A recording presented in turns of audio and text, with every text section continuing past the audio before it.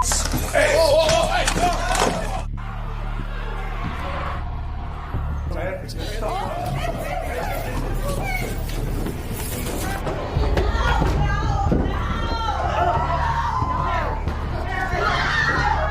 In this video, we delve into 5 shocking courtroom confrontations caught on camera. Stay tuned for the unbelievable moments, starting with Dale Williams.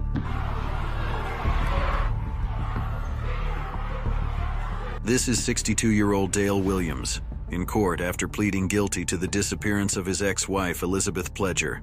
On June 17, 2017, the incident unfolded when Williams crashed his car into Elizabeth's vehicle and then fired at her as she was trying to exit the car. As Dale Williams delivered his statement, the courtroom atmosphere intensified dramatically when he was attacked by the sons of Elizabeth Pledger.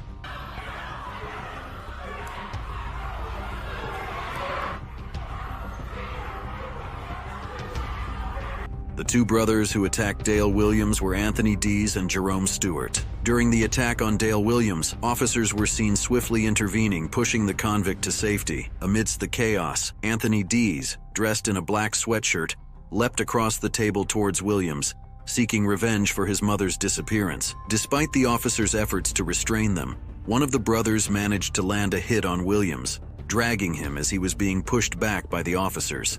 As the struggle continued to the ground, the fight escalated further, with officers struggling to regain control. In the midst of the chaos, one officer was compelled to grab her taser, ultimately using it against Anthony, who was on the ground, in an effort to subdue the situation. While Anthony was being tasered by the officer, the second brother attempted to aid Anthony but was intercepted by another officer. Briefly breaking free, Jerome threw himself to the floor and managed to hit Williams before he was pulled away by one of the officers.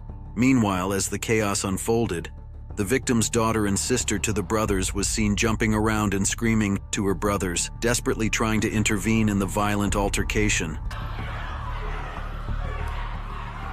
Once the officers regained control of the situation,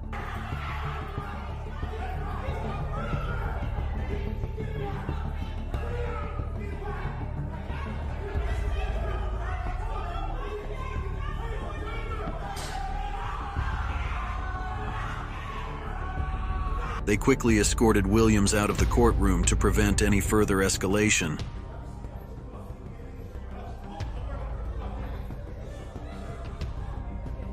As one of the brothers was being handcuffed, he attempted to justify his actions by exclaiming that it was his mother whom Williams had made disappear.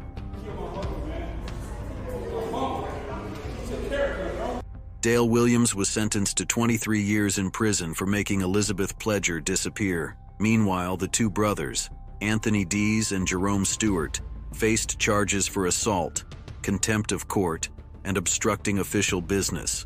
You're probably thinking that it was deserved that they attacked, as long as it didn't affect the judge or the police. But the next case went beyond the judge. You might assume that attacks in court come only from convicts, but that's not always the case. Meet Randall Margraves, who was in court for the sentencing of Larry Nassar. Nassar stood trial after being found guilty of assaulting hundreds of young elite gymnasts over the course of 2 decades while working as a sports medicine osteopathic physician. The courtroom was filled with victims, especially the young gymnasts, who were there to give their statements. This is what the judge had to say. It has impacted women, children, and families of varying ages, races, and walks of life. You might wonder why Randall Margraves would attack the defendant. His 3 daughters were in court, all 3 victims of Nassar. As the last of his daughters was about to give her statement, Margraves, overwhelmed with frustration, asked the judge if he could have a moment alone with Nassar. Judge, what a distraught father have a chance to say something. Go ahead, sir. You son of a... The judge gave Margraves permission to speak. He continued to swear at Nassar, and although the judge understood his emotions, she still needed to intervene to stop him. We don't want to swear. We don't want to have profanity. I can't imagine the anger and the anxiety and the feeling of wanting retribution. The judge allowed Margraves to speak, provided he refrained from swearing. And if you need to say something to help you, I'm more than willing to let you say something. But in a courtroom, we don't use profanity. But if you have some words that you would like to say, I would like to give you the opportunity to say. Margraves then went as far as to ask the judge to grant him 5 minutes alone with the demon, referring to Nassar. I would ask you to, as part of this sentencing, to grant me 5 minutes in a locked room with this demon.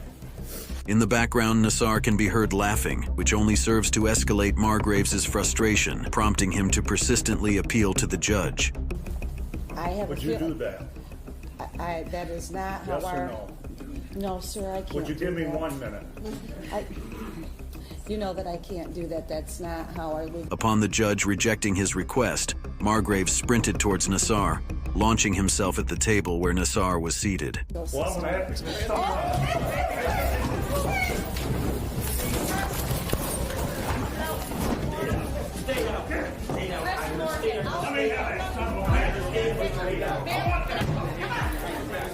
However, the defense attorney and officers were quick to intervene and subdue Margraves.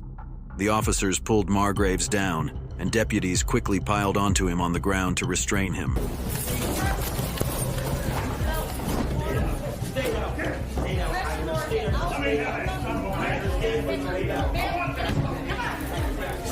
Even as Margraves lay under a pile of officers, he continued to swear at Nassar, still requesting a minute alone with him.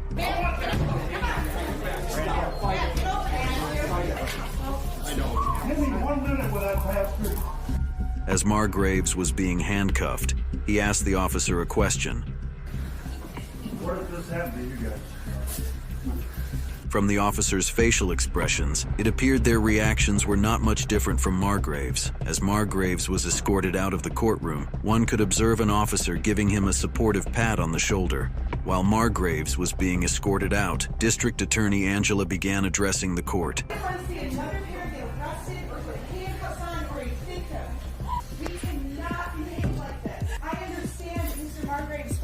But you cannot do this. This is not helping your children. This is not helping your community. This is not helping us. This is not helping the police department. Use your words, use your experiences to get him into change. Do not use physical violence. Hearing what the district attorney said, Margraves had a response. You haven't lived through it, lady. After some time, Margraves was brought back into the courtroom, where the judge informed him of the potential sentence he faced if he continued with his actions. I could give you a jail sentence. I could fine you up to $7,500. I could order any costs or expenses associated with the proceeding. But she also expressed sympathy towards him. You can see that absolutely creating an anger and a rage so great that any parent would want to do physical harm. So I understand that. Margraves then proceeded to apologize to everyone present in the courtroom. I'd like to apologize to everyone in the courtroom and all the officers. I came here in support of my daughters. I've dealt with my daughters as of late very delicately. I'm realizing they may never trust a man again. And I look over here and Larry Nassar's shaking his head no, like it didn't happen. Who would put herself through this? Margraves did not receive any sentence for his actions in court. On the other hand, Larry Nassar was sentenced to up to 175 years in prison. This case is disturbing, but the next case is even more egregious.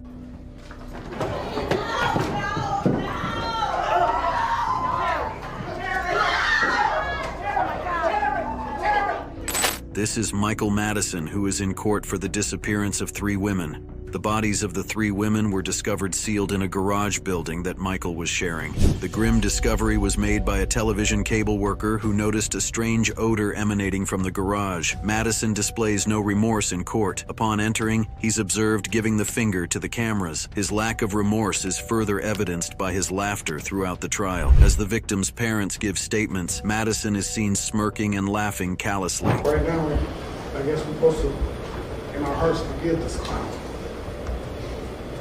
Who's touched our families. As the victim's parents look at Madison, they see him smirking and laughing.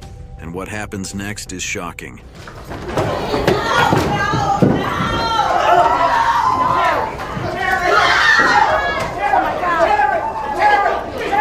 The victim's father jumps over to Madison's table and attempts to grab him. The officers quickly intervene, and as the father is being handled, it can be seen that Madison continues to smile, seemingly enjoying the father's pain. It can be heard that everyone in the courtroom is shouting, "Stop, Terry!"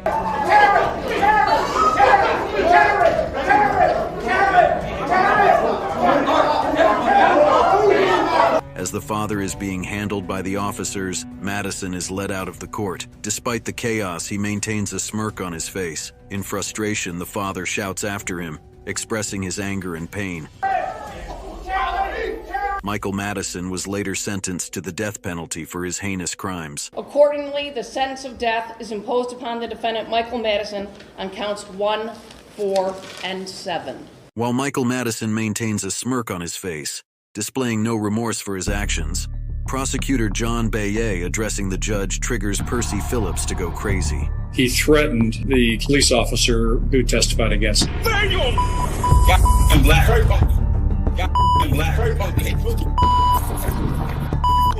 This is Percy Phillips, who is in court for assault and robbery that resulted in the death of a homeless man. He also threatened a police officer who testified against him. Observe as Phillips's attorney explains how his client refuses to communicate with him. End up in trial, there is no way I can competently even frame a defense. I have asked Mr. Phillips, what do you want me to say or do at your trial? And he won't tell me.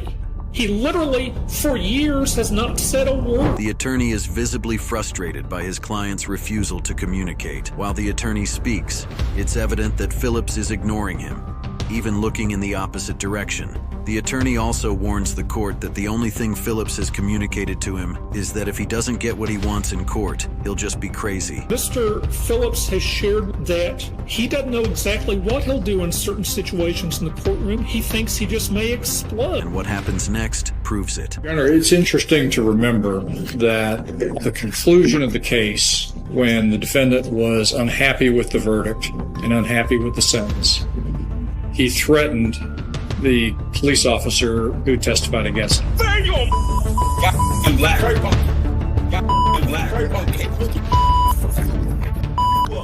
The judge is shocked by the situation, and Percy Phillips was later in court again, but the charges against him were discharged. The next case will shock you.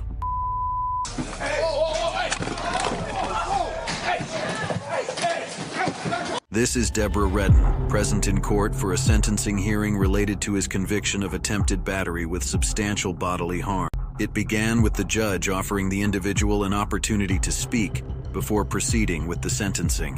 Mr. Redden, is there anything you want to say on your own behalf before I pronounce sentence?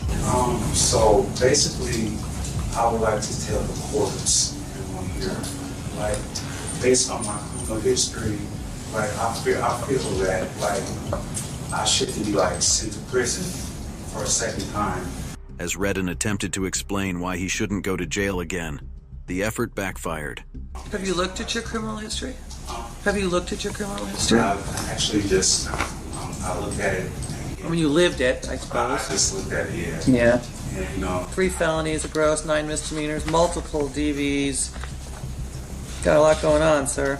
yeah, I just figured, like, As the judge grew frustrated with his claims of being a changed man and his insistence that he shouldn't go to jail, she began reading his previous charges aloud. Battery on a protected person, robberies, attempt home invasion. Redden persisted, continuing to assert that he is a changed man and even telling the judge that she needs to do what's right. I just figured, like, I'm in a better place in my mind, my mental health, I have a support system. Redden went as far as to attribute his past actions to mental health issues. And, like, the reason behind every single domestic violence, I've been dealing with mental health, and I didn't know that I was dealing with mental health. And they put me in mental health court, and I still didn't know that I had a mental health problem until it was August 2022 when I realized I have a problem with this. And, like, having a dictionary and, like, understanding myself, getting to know myself a little better. Attempting to justify his crime by claiming he's a changed man, including securing a job and contributing to the community. I just got hired as a teamster for, the union, making $20 an hour. Redden even acknowledged to the judge that he understands the need for his sentencing, if that's deemed necessary. but he urged her to consider his claim of being a changed man in her decision. You know, I feel like I shouldn't be sent to prison, but if it's appropriate for you, then you have to do what you have to do. But I figured that, you know, if I'm in a better place in my life, I'm not doing drugs, I'm not out there committing crimes now, you know, and I feel like I should be given a shot because I'm in a better place than I was. His attorney also informed the judge that Redden was planning to obtain a high school diploma, as he did not currently have one. However, the judge was focused on proceeding with the sentencing. I appreciate that, but I think it's time that he gets a taste of something else because I just can't with that history. It was at this point that Redden attacked the judge. I just can't with that history. In accordance with the laws of the state of Nevada, this court... Redden managed to leap over the desk and even grab the judge by her hair, but officers were quick to intervene. They swiftly jumped in and successfully brought the situation under control. As Redden was restrained by the officers, he continued to scream at the judge. The judge sustained some injuries from the altercation but was not hospitalized. Redden was later in court again and faced the same judge, this time with a spit hood covering his head and his hands chained. Additionally, 8 officers were present and ready to intervene should he attempt any disruptive actions. The judge sentenced him to 90 months in prison for attempted battery, allocating 48 months for the original sentence and the additional time for his attack on the judge and officers.